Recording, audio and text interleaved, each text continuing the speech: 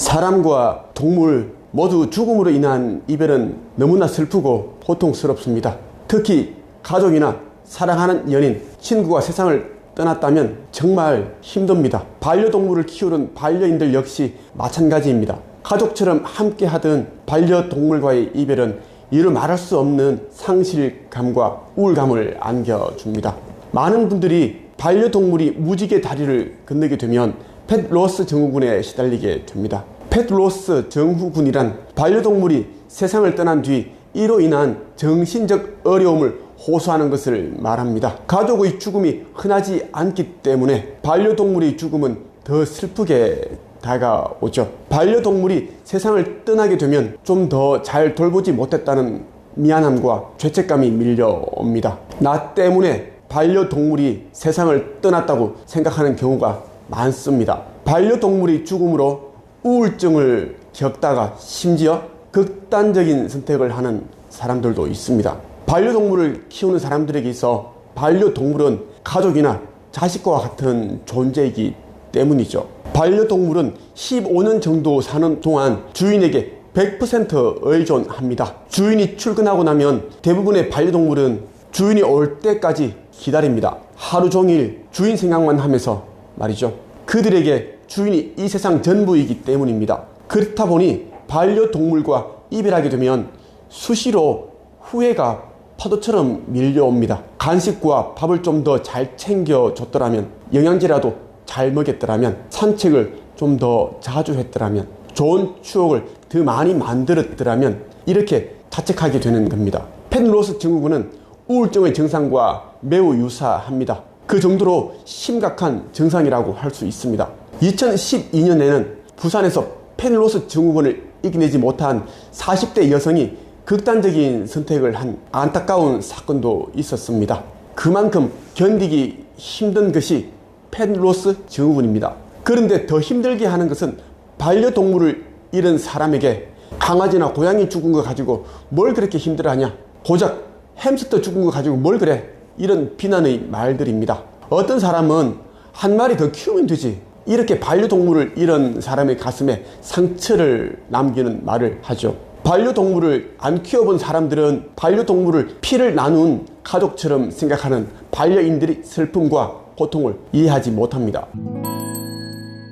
우리 집에는 1년 반 전까지만 하더라도 3마리의 반려견들과 함께 살았습니다. 12년을 함께한 큰아이 요크셔트리어 종의 1.2kg의 미니견인 쥐방울과 13년간 함께한 푸들 종의 땅콩이와 8년 된 닥스훈트 종의 까망이, 이렇게 말이죠. 하지만 너무나 아끼고 사랑했던 반려동물 쥐방울이라는 아이는 2020년 9월 14일에 무지개 다리를 건넜습니다. 방울이는 다른 노견과 마찬가지로 나이가 많아 눈의 시력을 많이 잃었고, 강남에 위치한 안과 전문 동물병원에서 검사를 해보니 한쪽 눈의 시력은 많이 잃은 상태였고, 그나마 한쪽 눈은 시술이 가능하다고 했습니다. 하지만 원장님은 쥐방울의 체구가 너무나 작은 데다가 나이가 많아 마취와 수술함에 있어 마음에 걸린다고 하시더라고요. 하지만 얼마 후 방울이 두 눈이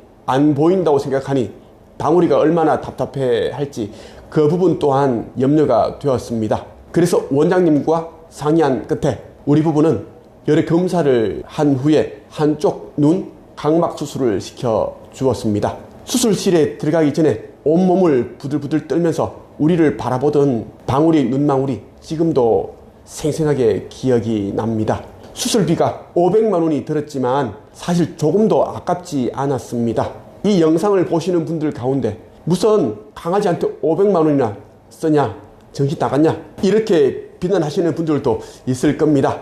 반려견을 키워본 사람들은 방울이를 동물이 아닌 친자식처럼 생각한 우리 부부의 마음을 어느 정도 이해하시리라 생각합니다. 수술 후 우리는 최대한 방울이가 아프지 않으면서 빠르게 회복되었으면 좋겠다는 생각을 했습니다. 우리 부부는 매일 하루에 5번 정도 2가지 종류의 안약을 넣어 주었습니다. 새벽에도 알람 시간을 맞춰놓고 일어나 시술을 받은 한쪽 눈에다 안약을 넣어 주으며 상태를 지켜봤습니다. 방울이의 체구가 너무 작은 데다가 나이가 많아서인지 어느 날부터 토하기 시작하고 밥을 잘 안 먹더라고요. 급히 동물병원으로 데려가서 입원시켰습니다. 당시 저는 회사 직원들과 워크숍을 가 있었습니다. 며칠 후 병원에서 다급하게 전화가 걸려왔는데 방울이가 곧 세상을 떠날 것 같다는 소식이었습니다. 몸에 폐혈증 증상이 심해져 손을 쓸 수 없게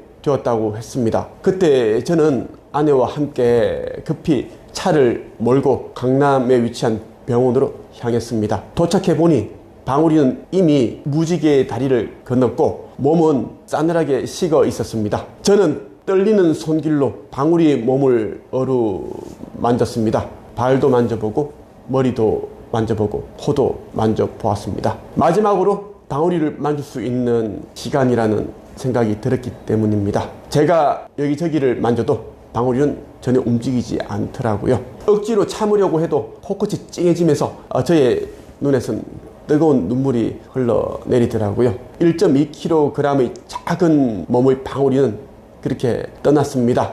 자주 제가 방울이의 눈 수술을 하지 않았더라면 지금쯤 우리와 함께 살고 있을 텐데 이런 생각을 참 많이 했습니다. 방울이 유골은 차마 땅에 묻지 못하고 저의 서재에 두면서 방울이를 추억하고 있습니다. 방울이가 세상을 떠난 뒤 1년 가까이 저의 서재에 있는 유골함을 제대로 쳐다보지 못했습니다. 하지만 지금은 유골함을 만지며 방울이에게 말을 걸기도 합니다. 지금 이 영상을 찍고 있으니 방울이가 더 보고 싶어집니다.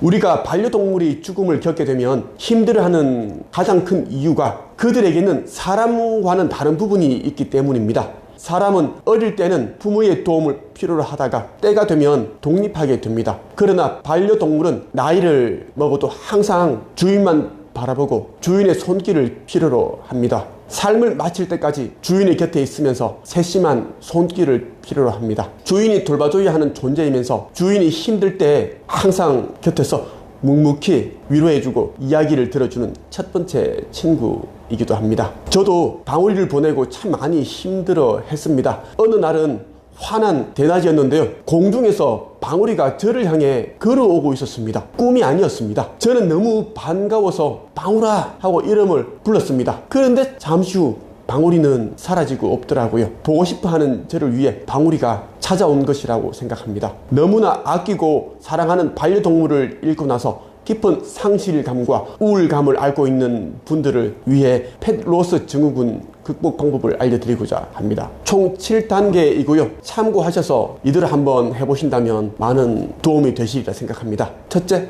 반려동물이 없는 현실을 받아들이려 노력한다. 모든 생명체는 태어나 원래 있던 곳으로 돌아갑니다. 다만 반려동물이 눈에 보이지 않는다고 해서 영혼이 사라진 것이 아닙니다. 인간의 영혼이 있는 것처럼 반려동물에게도 영혼이 있습니다. 우리가 자주 반려동물을 생각하며 그리워하듯이 반려동물들도 천상에서 우리와의 추억을 떠올리며 추억하고 있습니다. 그리고 다시 만날 날을 기다리고 있습니다. 둘째, 슬픈 감정을 충분히 느낀다. 반려동물은 둘도 없는 친구이자 첫 번째 친구입니다. 슬픈 감정이 들면 애써 억누르려 하지 말고 충분히 슬퍼하는 겁니다. 충분히 슬퍼할 때 힘든 마음이 치유가 시작됩니다. 셋째, 반려동물의 사진첩을 만들어 추억을 떠올린다. 한동안은 사진 한 장 쳐다볼 수 없을 정도로 힘이 듭니다. 함께 했던 모습이 담긴 동영상은 말할 것도 없습니다. 길에서 주인과 산책하는 강아지들만 봐도 눈시울이 뜨거워지고 눈물이 나기도 합니다. 어느 정도 시간이 흐르고 나면 반려동물의 사진첩을 한번 만들어 보세요. 슬픔의 감정이 있는 자리에 행복한 감정이 자리하게 될 겁니다. 넷째, 반려동물이 내게 어떤 의미였는지 생각해 본다. 그동안 함께 하면서 반려동물이 나에게 어떤 존재였는지 생각해보는 시간을 가져보세요. 그 아이가 지구상의 수많은 사람들 가운데 왜 하필 내게 왔는지를 생각해보는 겁니다. 반려동물이 나에게 어떤 의미였는지를 하나하나 생각해보다 보면 자신도 모르게 위로가 됩니다. 그리고 다시 열심히 살아갈 힘이 생겨나게 됩니다. 다섯째, 반려동물을 떠나보낸 사람들과 감정을 공유한다. 반려동물을 떠나보낸 사람들과 대화를 하는 것도 큰 도움이 됩니다. 꼭 오프라인이 아니어도 온라인 상에서라도 그들과 감정을 공유해 보십시오. 서로 얼굴은 모르지만 반려동물을 사랑하는 사람으로서 여러분을 진심으로 위로해 줄 겁니다. 서로 반려동물을 위해 기도하고 응원한다면 큰 힘이 됩니다. 여섯째, 다른 반려동물을 너무 급히 들이지 않는다. 반려견이나 반려묘가 죽은 후 너무나 상실감이 큰 나머지 급히 그 아이의 빈자리를 채우는 분들이 있습니다. 너무 급하게 다른 반려동물을 들일 경우 자기도 모르게 먼저 간 반려동물에게 미안한 마음이 들게 됩니다. 떠나간 반려동물에 대한 감정이 어느 정도 안정이 되었을 때 다른 반려동물을 들이는 것이 바람직합니다. 일곱째, 자책하지 않는다. 반려동물과의 이별 후 그동안 잘해주지 못한 것에 대한 자책감이 자주 듭니다. 간식을 더 잘 챙겨줬더라면, 좀 더 세심하게 살펴봤더라면, 좋은 추억을 많이 만들었더라면 절대 이렇게 자책하지 마세요. 모든 생명체는 창조주 신으로부터 부여받은 수명만큼 살다가 원래 있던 곳으로 가게 됩니다. 반려동물이 이번 삶을 마친 이유는 자신의 역할과 사명을 완수했기 때문입니다. 반려동물들은 모두 힘든 인생을 살고 있는 우리를 위로하고 대가 없는 사랑이 무엇인지 알려주기 위해 찾아온 천사 같은 존재들입니다. 지금 반려동물이 눈앞에 보이지 않는다고 해서 영원히 사라진 것이 아닙니다. 반려동물들은 우리 인간들과 마찬가지로 각각 사명이 있습니다. 이번 삶에서 다양한 체험을 통해 깨달음을 얻고자 이곳에 왔습니다. 영혼의 성장과 진보를 이루기 위해서 말이죠. 반려동물 역시 언젠가는 지구별에 태어나는 윤회를 마치게 됩니다. 반려동물과 주인과의 관계는 결코 우연이 아닙니다. 전생에서부터 특별한 관계가 있었기 때문에 이번 삶에서 만나게 된 것이죠. 반려동물들은 우리에게 아낌없는 사랑을 주는 친구로서 함께하기 위해 온 것입니다. 이 영상이 반려동물의 죽음으로 인해 힘든 시간을 보내고 있는 분들에게 위로가 되길 바랍니다. 감사합니다.